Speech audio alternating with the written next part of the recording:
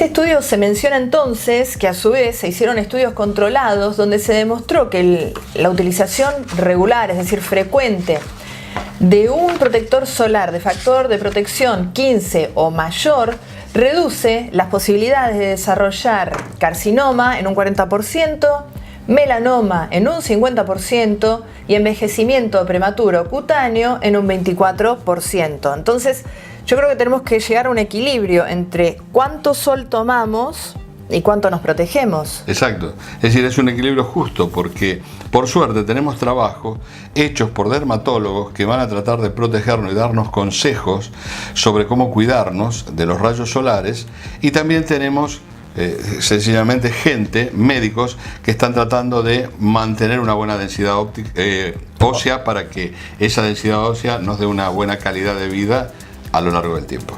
Bien.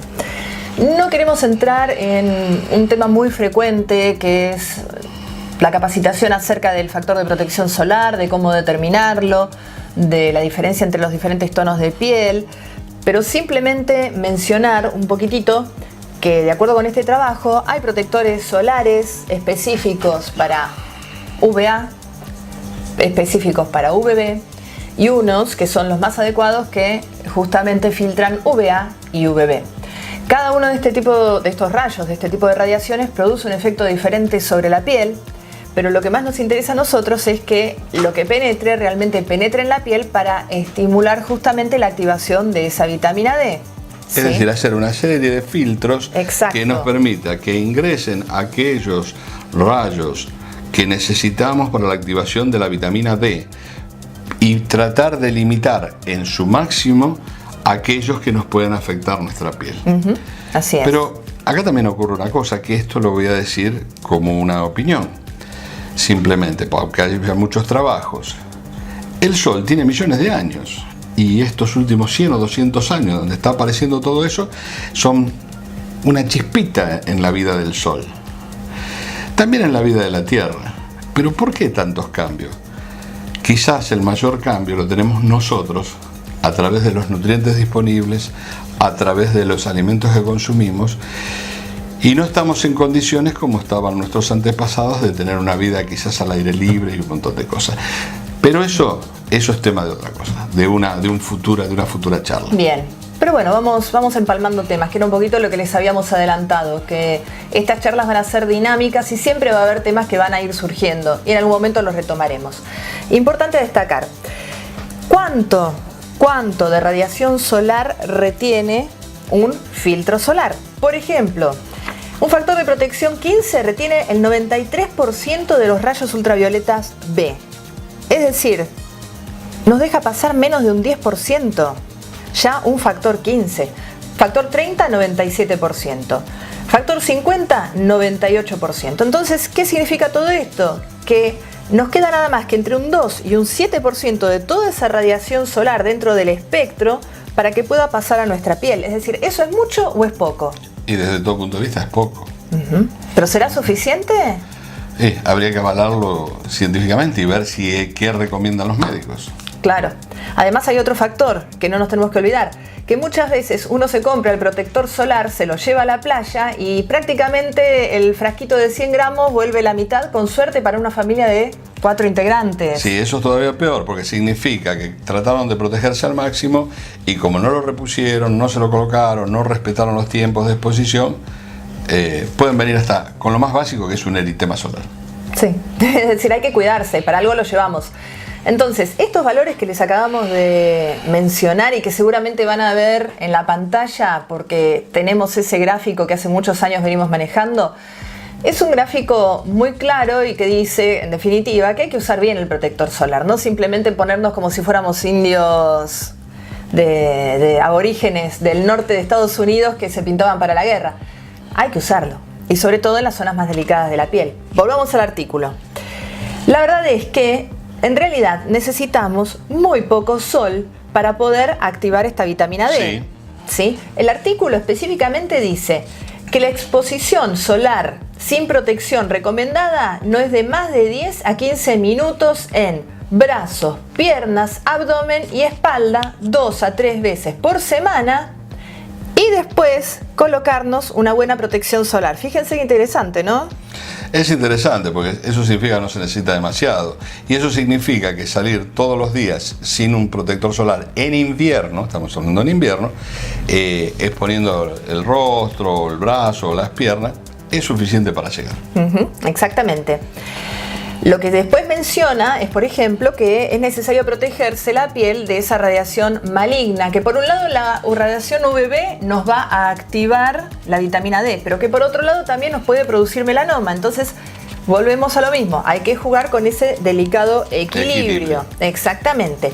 Y fíjense que menciona que el daño a las células pigmentarias de la piel, que son los melanocitos, en realidad se desarrolla muchas horas después de habernos puesto al sol. Es decir, que quizás nos quemamos como un camarón, pensamos que después se nos va ese eritema porque estamos súper inflamados, irritados, decimos no nos pasó nada, pero el sol tiene memoria en la piel, ¿verdad?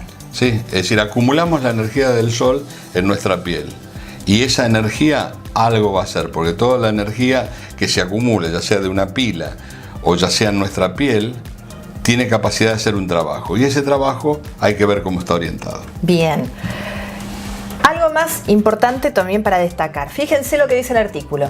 El Comité de Fotobiología de la Fundación del Cáncer de Piel, un equipo de expertos independientes que hablan justamente sobre el daño de UV y la protección solar, recomiendan el uso diario no solamente de un factor de protección, de un filtro solar con factor de protección 15 o un poco más, ¿sí? No está hablando de 60, no está hablando de 80, no está hablando de valores gigantescos, sino un 15. ¿Por qué? Porque volvemos quizás a ese porcentaje de sol que dejan pasar. El 7%. Exacto, que necesitamos para todo lo que dijimos. Y dice, no solo recomiendan esa protección solar, sino que recomiendan colocarse ¿dónde? A la sombra, ¿sí? Y a su vez con ropa protectora, utilizando sombreros de ala ancha y anteojos con filtro solar, ¿sí? Porque evidentemente el sol no solo daña la piel. Daña el ojo. Exacto. Bien, muy bien. Asimismo, para ir cerrando en este tema, se hace hincapié en la precaución que hay que tener con las camas solares y no utilizar las camas solares como fuente de vitamina D. ¿Por qué? Porque no solo son peligrosas, sino que en realidad la radiación que emiten es la UVA. No es la radiación de longitud de onda necesaria para la activación de la vitamina D. Exacto. Ahora estuvimos viendo los problemas que tiene la piel al exponerse a los rayos ultravioleta. La tratamos de proteger externamente, ya sea con una protección a través de un protector solar común o a través de ropa. ¿Pero podemos hacer algo desde adentro? Totalmente, y justamente a eso vamos. El artículo también dice, si no es a través de la exposición solar, ¿cómo podemos obtener suficiente vitamina D? Y acá nos da las fuentes de alimentos, por ejemplo. Y habla de pescados en realidad, grasos, tales como el salmón, la caballa y el atún. Pero acá tenemos un pequeño problemita. No tenemos un pequeño problemita, tenemos un problema. Ah, bueno. ¿Por qué? Porque el salmón, al cual se refieren este tipo de trabajos, era el salmón que está a 100, 200 metros en aguas frías. Y no es que está a 20 metros en el mar, en una fuente, digamos así, en una red donde se los está criando, donde se los está cultivando, como si fuesen pollos. Ese salmón no tiene vitamina D, no tiene ácidos grasos, es decir, no tiene la capacidad nutricional que necesitaríamos. También menciona que podemos encontrar la vitamina D en pequeñas cantidades en yema de huevo, en hígado y en queso, o en leches, jugos de naranja fortificados con vitamina D. ¿Qué es la fortificación de un alimento? La fortificación es agregarle externamente, o sea, un agregado exógeno de vitamina D al alimento. No es el contenido inicialmente. Pero si nosotros miramos las conductas y los consejos muchas veces, o opiniones volcadas, no a esto, no a la yema, no a esto, no al otro, vamos todavía cercenando fuentes posibles de vitamina D. Nos queda cada vez menos posibilidades de ingresar vitamina D a nuestro organismo. Acá hay una fuente mencionada que por lo menos mi mamá no me la daba. Tu mamá no sé si te daba también, pero es el aceite de hígado de bacalao, ¿sí? Pero del bacalao verdadero. Exacto. No de hígado, directamente de peces, comadre.